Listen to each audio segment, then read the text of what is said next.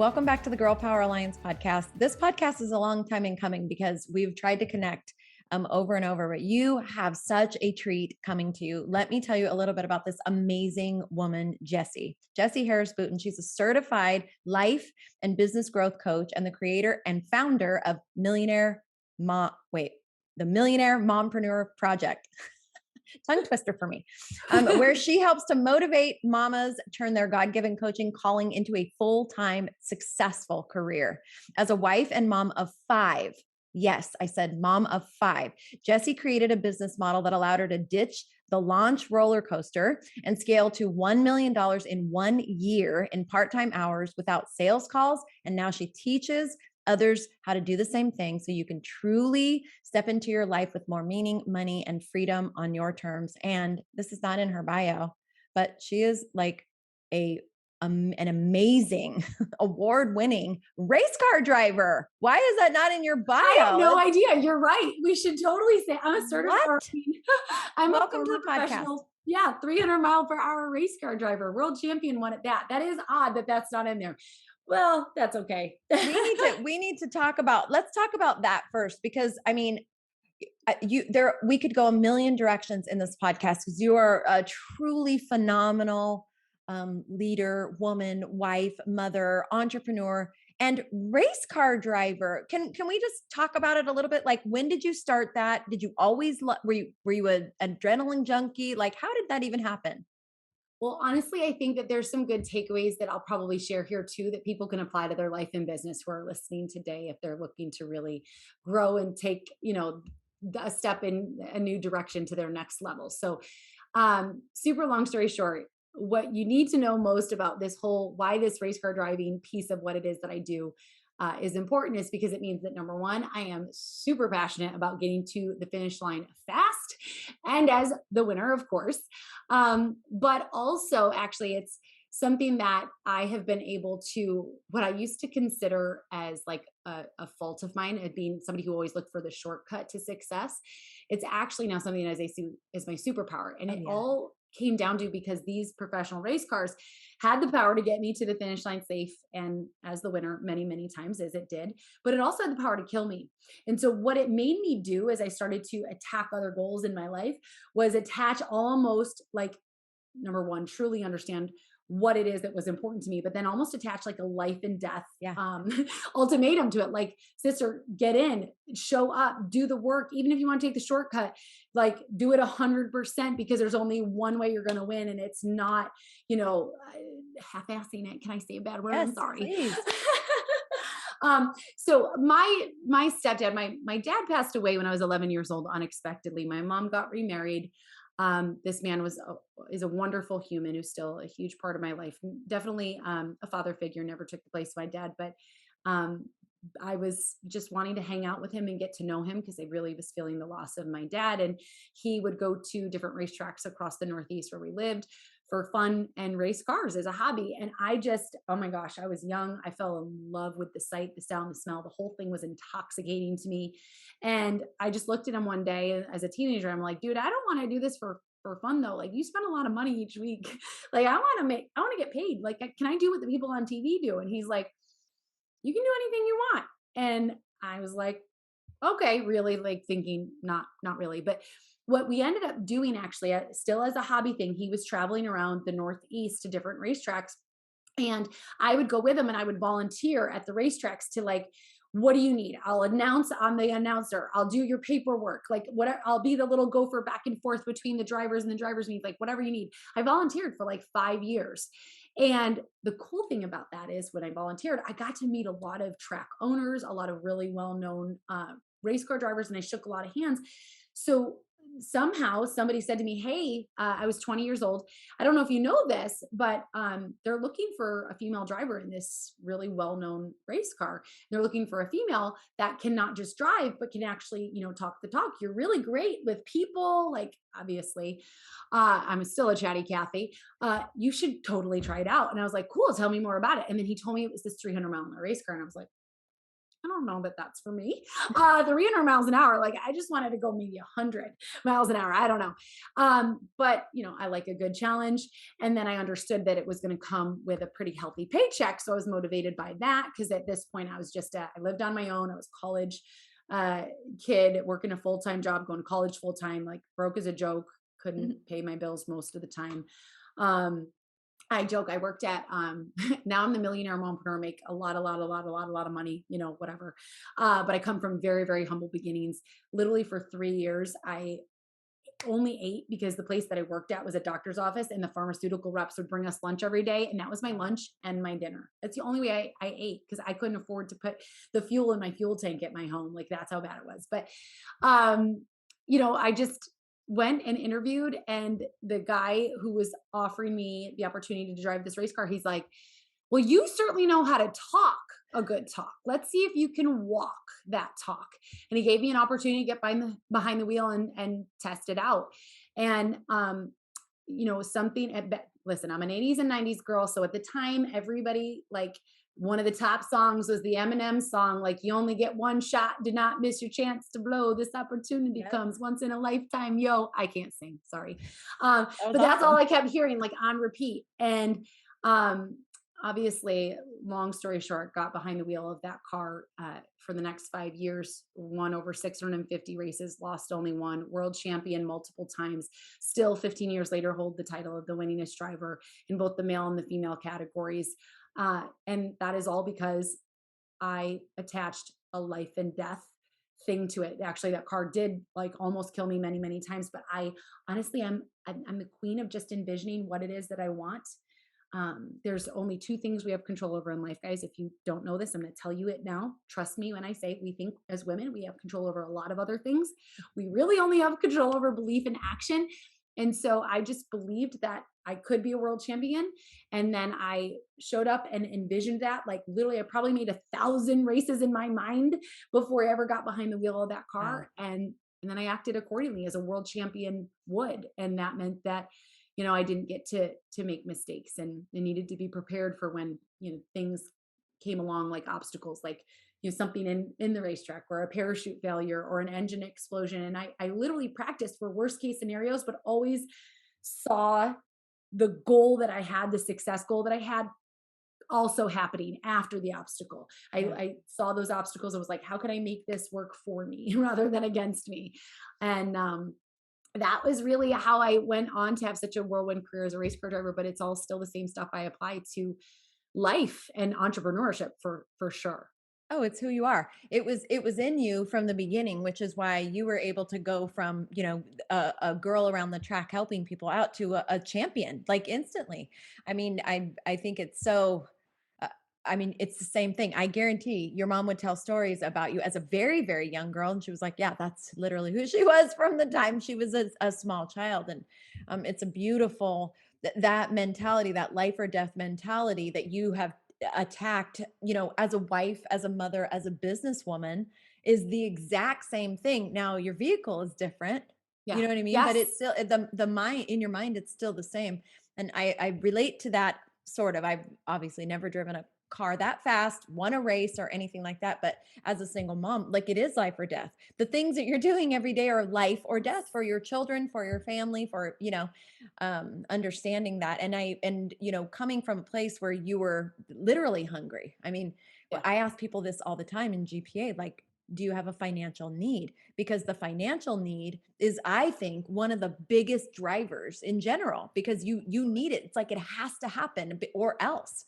What am I going to do if it doesn't happen? So there is so much value in having a really, really big need. I Yeah. feel sad for people who, it'd be super nice if.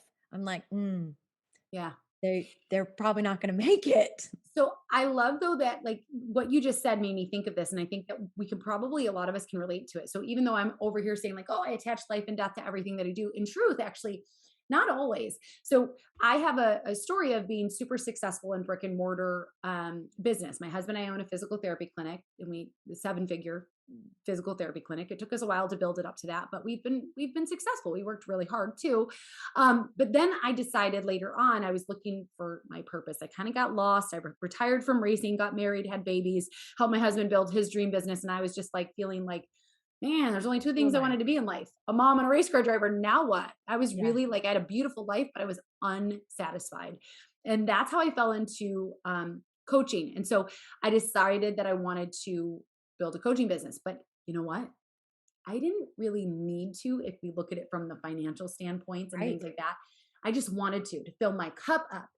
And I didn't attach a life or death thing to it. I actually had it like plan B when I first started it. And it's actually why I struggled for 2 years starting that coaching business, spending way more than I made, sacrificing myself, even my family. I'm actually very not ashamed. It was part of my story, for certain. I'm certain of that. But I didn't have this deeper like, well, if this doesn't work for me, right? That really that The why. starving. Yeah. If this doesn't work for me, like, okay, I've got a great job already. I've got my family, like I'm blessed, like whatever. And then I realized that even though financially maybe it wasn't the thing that was going to make or break me, I was dying a slow death inside without having that profession, without having my coaching career. I was dying. I was very unhappy. My physical body looked it. My mindset for sure was it. I was off the chain, losing my mind over things all the time. My husband and I were on the brink of divorce. Like, it was really some dark, dark times in my life. And it was all because of that, because I really had just given well, it's no big deal. It's, I've got this. And I was comfortable. And then honestly, I hit my proverbial rock bottom, I think you would call it. I was Yeah. screaming at God. I didn't have much of a relationship with him when my dad passed. So when I was 11, I was kind of mad at him for 20 years. And Yeah. then I finally like decided to talk to him again the day that I was wondering why I was on this earth. And I'm like, dude, I have kids, I have a husband, I have all these things. Like, why am I so depressed? Why am I so unhappy? Why am I so lost and afraid and want to leave? Like, I don't understand this. Like, most people would kill to have my life. And on the outside, that's the way I made it look. On the inside, it was not that way. Right. I was embarrassed by how I felt actually, but he just like, he hit me hard. I actually was screaming, crying like on my basement floor, and he knocked a book off the shelf to me. And I think it was him like saying, oh, finally, 20 years later, you're going to call Oh. me by name and talk to me. Mm. And this book, A Purpose Driven Life by Rick Warren, fell off my bookshelf. Mind you, I never read a book before this. Like I was 30 years old at this point, never read a book before this, not even through high school or college, dude. I passed a lot of things without reading the books, cliff notes. I'm not A proud lot of of it, but people it is, do. again, a part of my story. I don't even know why we owned this book. My husband, he's like, I don't know. Where would we have Wow. gotten that book? Did somebody get them? We don't even know where the book came from. Other books that were on that shelf, people gifted us. We don't know where that book came from. And I opened it up, and the thing that I'm going to paraphrase this, but like the thing that I landed on was like, hey girl, and you get to have another purpose. Like, you get to reinvent yourself every day. But like, if you don't go all in and own this, like, it's never going to be what you want it to be, whatever. Yeah. And that was really the day I never looked back. I never ever saw an obstacle or a problem anymore as an obstacle or a problem. I decided to see it as an opportunity for me to grow through. And I've had so many obstacles in my life and my business, um, that honestly have taken me to my knees. Yeah. But gosh darn it, it's also because I was willing to see it as an opportunity that I could grow through and come to the other side of, and not just be better from myself, but God has really cracked my heart open in the last 10 years. And it's been to be able to serve for him. And I mean, 10 years ago, I would not think I would be here on this podcast with you. That's for sure. It's a beautiful, I mean, beautifully broken, right? And whether the need, the why is financial, or the why is what was going on with you and your purpose, that is a pivotal piece to the puzzle for so many people, and they just struggle because I think we wrap, we have ourselves in our own mind, we have the wrong intention maybe. And I was talking about this to, I think, my husband yesterday or the day before. And I was talking about, if you look at today, like the current world, in 2020 and 2021, we have something going on that's being called the Great Resignation. People came home from their jobs, they lost their jobs, but a shift happened for people, and they have and are they resigning from jobs that have no meaning. They want and desperately to we have to work, we have to make money. That's life. We live in this world. It's not Little House on the Prairie anymore. We Yeah. can't grow our Yeah. food and Yeah. so they have to make money, but they want what they do to matter. They want Yeah. to have purpose in what they do. And you I feel like God literally allowed you to get to that place because he had this really, really valuable, really big purpose that was always on your heart, but maybe you just didn't recognize it because it really looked different, and all these beautiful things that you've been able to experience, positive and negative. You don't get to a multiple seven figure earner without your knees hitting the floor many, many times, like head wall banging moments where you're like, this isn't going to work, or I can't. Many, many things happen in that journey. People get Yep. to see you now. You're just aesthetically, you're a beautiful woman. You have beautiful children. You very, very successful from the outside, but so they have no idea of the things that you've walked through that have given you this rich ability to coach people from a very, very real and authentic place.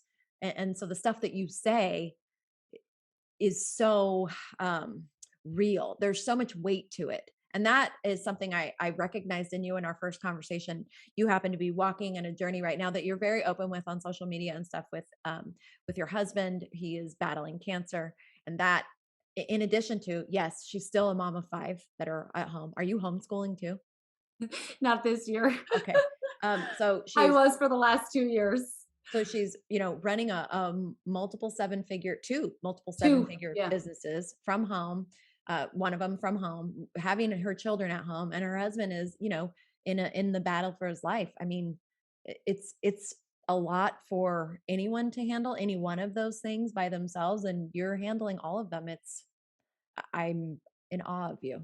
I love you. Thank you for the kind words. And I'll tell you, um, you know, some days I don't do it as beautifully as I'd like, but I have to say that what, again, it kind of goes back to what we were talking about a few minutes ago, like turning your obstacles and your opportunities. And I believe that God, a lot of times, you know, allows these things to happen for us because they are what shape us. And, you know, you mentioned a minute ago about going through this, aggressive cancer journey with my husband, and it has been a really long battle. So we welcomed baby number 5 on New Year's Eve.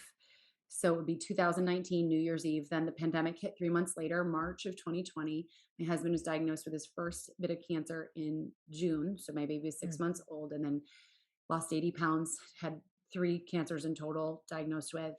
Um, it got so bad. He was losing weight so fast before they could even start some sort of treatment. We thought we were going to lose him. You were talking to me in that time originally. I think we met. So, and I just had actually also been in this space of like, oh my gosh, like my family needs me. I was homeschooling my kids by myself. I had a part-time babysitter before that, part-time house helper, and lost all of them with the pandemic. And we were just in a space of like, oh my gosh, things are hard. And you know what? My family needs me. And I had my coaching business. I think somebody will appreciate hearing this because I feel like we live in the world. One of the things I love about what you do in GPA, and uh, I'm not here to toot horns. If you don't know me, guys, please know me. I'm very blunt. I'm very authentic. I will absolutely be kind to you, but like I won't blow smoke. One of the things that I love about what you do here in GPA is that you really are passionate about people just being authentic in what's right to them and in their faith journey and so on. And you're really supportive in that. Like you're not pushy in any way, and that's been really like important to me, I know, for why I wanted to be a part of what you're doing. But that being said, is I had been kind of up against a wall. My business, I was working a little bit more hours than I wanted in my coaching business, and my family needed me, and our other business, like we didn't have that employed 15 people. I didn't want to have to their livelihood. That was hard. I was a one-woman show in my coaching business. And so I was going to close it down and just go all in on everything else. And God was like, why are you closing it down? Like, if it's not working the way it's working, why don't you do something different? And I'm like, well, I cannot fix everything. Okay. Like it is a lot on my plate right now. And I can't just tweak that. And what like, it's hard. And I was really like, I was frustrated with him. I was like, could you throw me one more thing, man? Like I, I'm struggling at this point. And he's like, well, you know, I'm just saying. And this, I don't really hear him like this. It just comes in thoughts. This is how I hear God. Everybody hears him differently. But he's just like, you really hate the hustle and grind, and you've been really passionate about that in the coaching industry, that a lot of people are taught that. And that's why, as a mom, you created the Millionaire Mompreneur Project to teach them how they could stand out online as an expert in their arena and get more clients consistently in their business to the tune of 7 figures with still working less than part-time hours. So what if you looked at how you could like do that even better? Because I was working about 25 hours a week then in my coaching business. And he's like, what if you could do that even better? And I'm like, well, I don't know how, because I don't see anybody else doing anything. And I believe like a good idea is a stolen idea made your own, not plagiarizing by any means. No, I get it. You know what I mean? Go see what other Yes. people are doing and like take it, run with it, make it your own. Don't reinvent the wheel all the time. But I couldn't find anybody doing something that was different than what I was doing.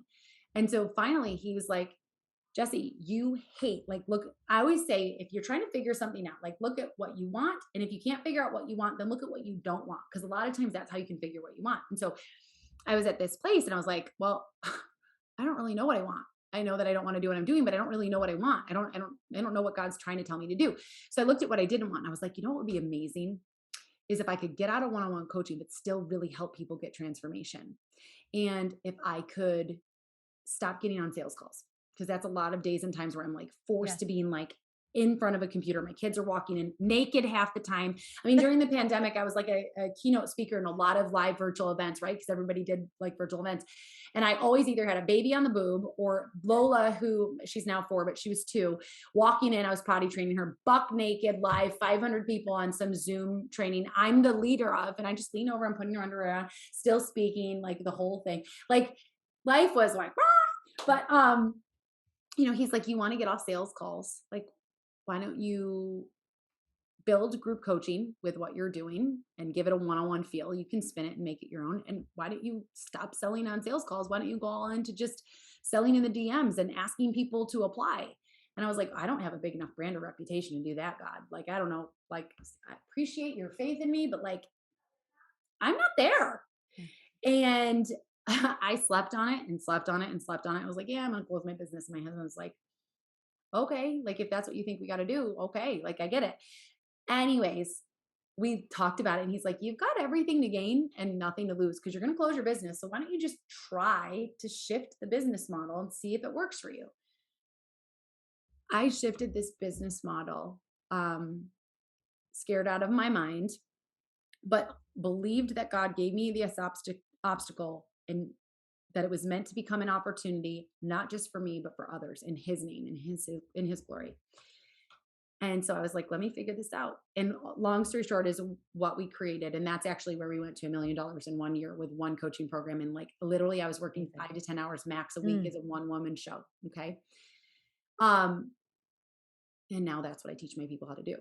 And we're starting to shift and evolve a little bit more again, but it's only because I'm being really authentic with what I believe God is asking me, giving me, and not just seeing like I really don't appreciate this. Like, cause once again, we're like looking some dark stuff in my life with my husband, and like God bless the man, still here 2 years later, which is wonderful, but we're just kind of going through another really not good phase. And you know, you get mad a little bit for a minute. Oh yeah. Sad.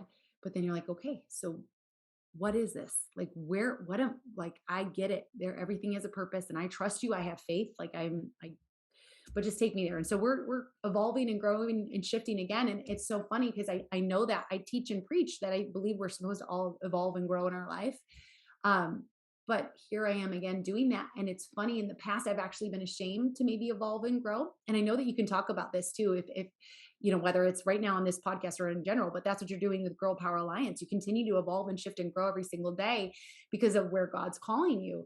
But I know sometimes that's scary to do because number one, we don't have a magic ball, you know, or crystal ball.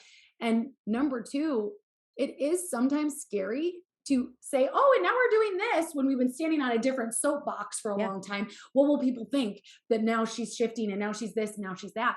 That's something that's been a bit intimidating to me for sure. but God just keeps telling me, babe, I got it. Like, you're not doing this based off of what you want.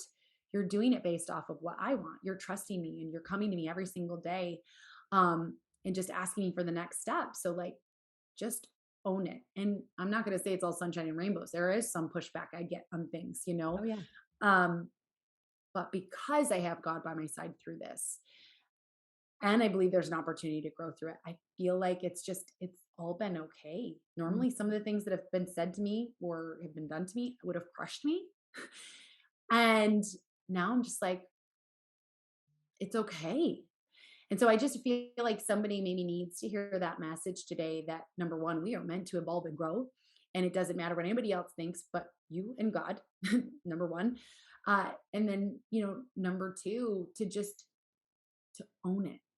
Go all in. I talked a lot at the very beginning about that belief in action, right? You got to believe in what you want to become true. And then you have to like act accordingly as, for example, a millionaire mompreneur would, or a world champion would, or whatever it is that you want to go do, be, have, whatever. Um, but gosh darn it too, you also have to know like you can't half-ass it. You do have to go all in. It's 100%.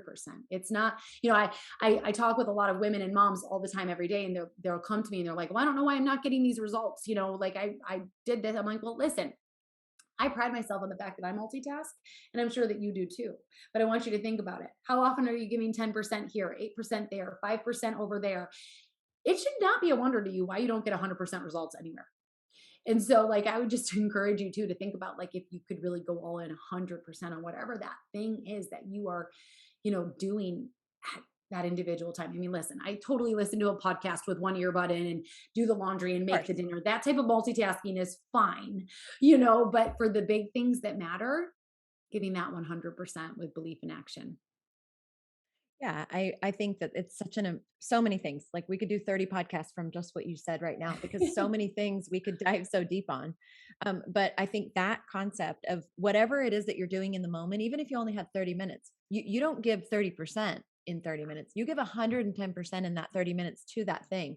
And multitasking is, you're right, doing that, listening to a podcast while you're doing 30 other things. That's what I love about podcasts. I never just sit and listen to a podcast and I'm No. not doing something else. I'm literally doing five other things. That's why I love it. I think podcasters and people that listen to consume podcast, they're all doing the same thing. Nobody's just sitting at their desk going, this is a great podcast. They're Right. working out, running in the car, whatever. Yes. But when it comes to being a mom, you can't Yeah. give your kids 10%. They require it actually of you, especially Yeah. at the ages that your children are. They will not allow you to give them 5%, 10%, even 50. You're with them. You need to give them, they deserve 100%. But it goes the same with all other things. And you're so right. People, they confuse the fact that you can take a short period of time, you can invest. Let's just talk about at the beginning of your coaching business. You were doing 25 hours a week. In the big scheme of life, 25 hours a week devoted to your business is not a lot of time. But what people do is they think I can only devote 25 hours a week to this thing. But they don't give 100% in the 25 Yeah, hours. absolutely. So Because whether that's the a good point. Because I was yeah. probably doing full-time work in those 25 Oh, hours. 100, So you were doing correct. more than that, I would Yeah. bet. Yeah. Yep. I love that you pointed that out because that's important to note. Absolutely. So it's about the commitment, really. It's a Yeah. commitment. It's disciplining yourself. I talk with people when I'm setting goals with them. How many hours a week do you have to devote to building this business here at Girl Power Alliance, or how many hours a day? I have an hour a day. Well, that 1 hour better be so insanely productive. Like you better be able to give 110%. So in the hour, you're not scrolling, like Yes. you're intentional, you're giving 100, whatever you're doing. If you're making dinner, give 100% to that thing at that time. That's why people like you are able to accomplish so much more in a day than some people do in a month, because what you're doing, you're giving your whole self to it, even if the amount of time is short. Your effort and your intention is all in. Yeah. Absolutely. And It's game changing. I know it's something that I literally, I joke, but what I teach and preach now is just all the things that I used to suck at. And what I find, like, Right? I actually, like, this is a true story. I originally became a certified life coach just so that I could hold myself accountable to my own goals because I was slacking off. So I was like, if I have to keep people accountable, you know what? Then I'll keep myself accountable. Like, I am one big mom hack. Like my whole life, like I was joking, right? From the beginning, I was always looking for that shortcut and stuff. Like, dude, like I'm willing to do the hard work. I just don't want to have to do it for longer than I have to. And I think that Right. that's what a lot of times we all do is we drag out the hard work and we drag out the pain because we just don't show up and go all in and do that 100%, right? Like we, all women for sure, but I mean, I have a laundry list of 100 million things to do in my marriage, my house, my Yes. motherhood, our businesses. Like it is just, it's never ending. No. But the thing that I do is I know that as much as I'd love to give 100% to 10 things that day, that's not going to happen. Nope. So I pick 1, 2, or 3, depending on the size of the things, each and every day that I know I can carve out and I'm willing to carve out 100% of intentional time. So like you said, not listening to a podcast when I'm actually doing like content work or whatever, Right. coaching, not even notifications. Like Yeah. you just like people don't understand how distracting it is. And I actually did I've never done a fast in my life, guys. I'm the least spiritual person. Like I am just the most spiritual person with the least spiritual knowledge, I guess I should say, and education. I just like walk You have a through it great every day in relationship with whatever way. him. Yeah. Like it's None of the rest matters. yeah. But like 2 months ago, I felt God calling me to do a fast. And I'm like, I don't even know what a fast is. I didn't. Like I had to Google. I mean, I understand like intermittent fasting. I've done that before. But I was like, I don't really know what a fast is in the spiritual sense. So of course I was Googling it. I bought a book. I listened to some podcasts, all the things. And I was like, yeah, God is calling me to do a fast. But he's calling me to do social media fast. And guys, social media, that's my livelihood. So like that was really scary.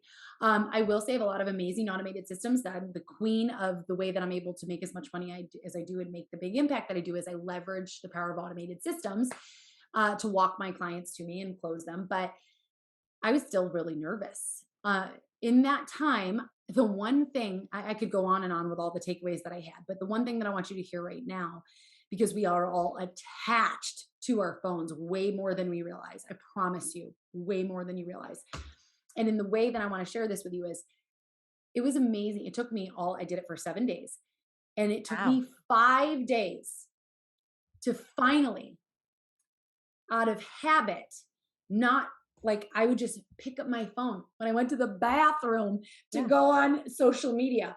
I would pick up the phone sitting in the car line instead of talking to my kids. I would pick up my phone. This is the worst part. This is sick. This is sick. I would pick up my phone. I spotted it after it happened like the third time when I was sad and upset and feeling guilty about something, feeling insecure about something. It was sick when I realized that I went to social media to try to make me feel better in my times of not feeling good or good enough or whatever. And I know for a fact that social media, I can now see it on the other side, is what caused me to a lot of times spiral out of control down that negative path. Wow. Oh, so like when I'm talking to you about like having those hard boundaries and, not having your notifications on and this and that, like, I mean, science and statistics prove anyways that it takes you 20 minutes to get into flow into anything when you're getting 100% attention. So like that alone should be enough, but it's not. We still do it. The only thing I do is I have this override on my phone now that makes sure if my husband or my kids or something now, that will come through. I don't know what I did. No other notifications come through, not even other phone calls, but I overrode those silences for just the important people. The do not disturb stuff. Yeah, whatever that is. But like, oh my gosh, we just don't realize how distracted we are. And we think we're all in 100%. Like we're just, okay, somebody else is watching the kids and we're doing our business or we're doing our whatever.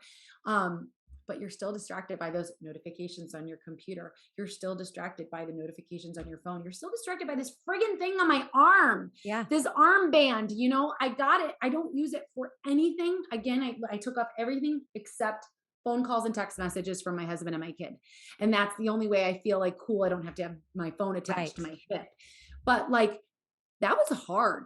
That broke me. Like, I like to be social. And because our world has not been social, in person very much for the last few years, I was thriving on the social media connection. Yeah. So this was a really hard thing to break for me, but it has been truly transformational and just allowing me to live even a more fulfilled life than anything, not even just productive life, but as you said, like identifying like a more fulfilled life where I'm 100% in with my family when I'm with them. I mean, I do that even like when I'm writing my bills. I don't have my notifications on. Like I'm paying my bills 100% in, not doing the other things. Like it sounds silly, but like I believe systems simplify processes and processes are the pathway to power. Okay. I'm going to say that one more time and I want to tie that back in, but systems simplify processes and processes are the pathway to power. I'm the queen of just building systems around anything that's important to me. And so whether it's my health, whether it's paying the bills on time, whether it's my business, my parenting, I mean, right down to even like, think about it. People will tell me all the time, I have 5 kids. You got so lucky. You potty trained 5 kids by 2 years old. You got so lucky. You sleep trained Nope. 8 kids by 8 weeks old to 8 hours. I'm like, no, I didn't get lucky. I followed a really freaking good system by somebody who was ahead of me, who had it. It was proven to work. And I didn't veer from the system. Like, I just think that there's so much power in even creating your own systems. Yeah. For you. Like you don't have to necessarily take what I'm sharing with you today or Michelle's sharing or anybody else sharing, but just create a system that feels authentic to you and what you want most and go all in on it. Give it the opportunity to work for you. Yeah. Gosh, it's such a gift. 100% of you is the biggest gift, isn't it? It is. To yourself, to other people. Yes. That is such a gift. You are an absolutely like we could just do basically a series of 1 hour podcasts. I feel like every day because you're so rich with your knowledge, your experience. I think motherhood is you learn so much as a mother and Oh you my have gosh. so much more to who you are and all of your experiences outside of just that one thing of being a mother. How I know that people are going to be listening. They've probably already, have we had you on the podcast before? I don't think so. I actually had you on our podcast. So I think that Oh, might be that's what you're right. thinking of. Yep. That's right. Well, Yeah. those of you that follow Girl Power Alliance, you know that Jessie is one of our main stage speakers at Activate, and she's going to do a breakout. So you're going to have a lot of opportunity to get to hear from her live and in person. But if people want to connect with you now, they want to be a part of, they're like, this is me. I need everything that Jessie has. How can they find you? Tell them all the places that they can go to get connected with you.